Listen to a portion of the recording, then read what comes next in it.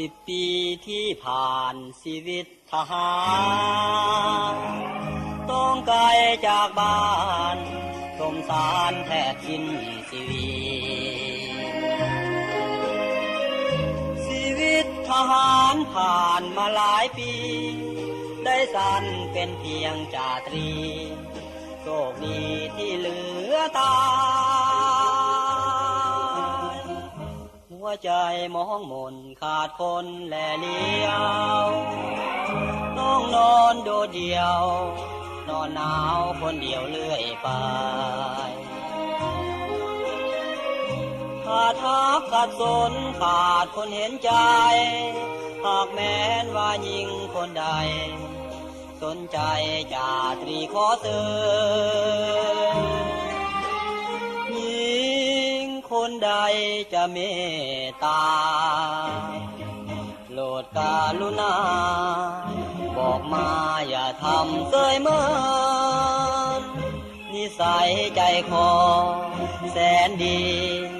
นาลีบอกเคยล่วงเกินเกียรติการพนัน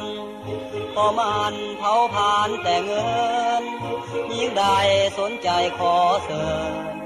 เรื่องเงินของจ่าพอมี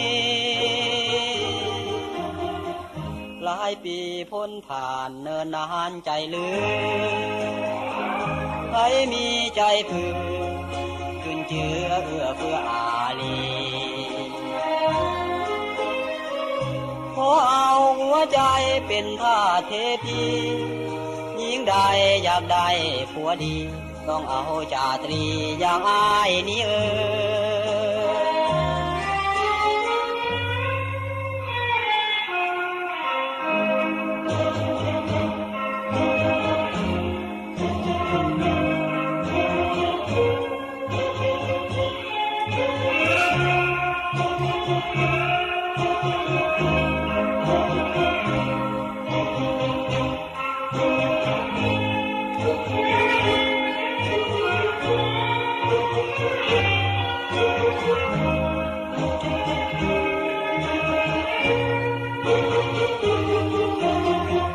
หลายปีพ้นผ่านเนินนานใจลื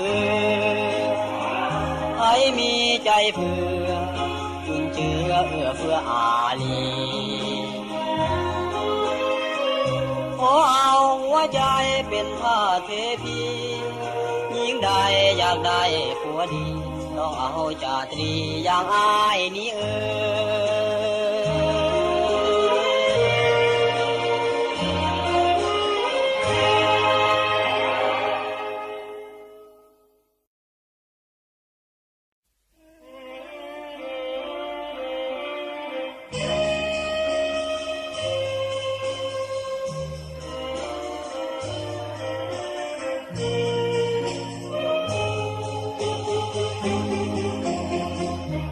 10 ปีที่ผ่านชีวิตทหา